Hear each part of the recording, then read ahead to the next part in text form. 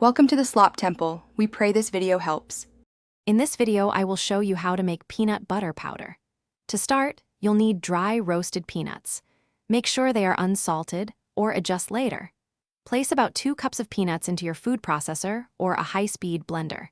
We're aiming for a fine, flour-like consistency, so short pulses are key to prevent the oils from releasing too soon. This method is surprisingly simple and yields a versatile ingredient for your kitchen.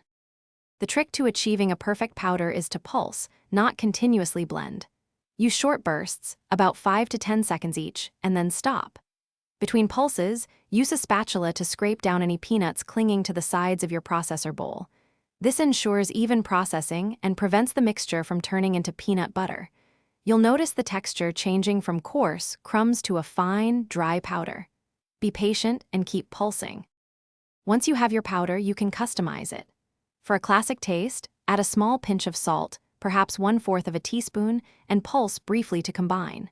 If you prefer a slightly sweeter powder, a teaspoon of granulated sugar or a sugar substitute can be added at this stage.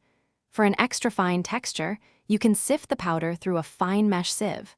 This removes any larger pieces, ensuring a consistently smooth product. Proper storage is essential to maintain the quality of your homemade peanut butter powder. Transfer the finished powder to an airtight container, such as a glass jar or a sealed plastic container.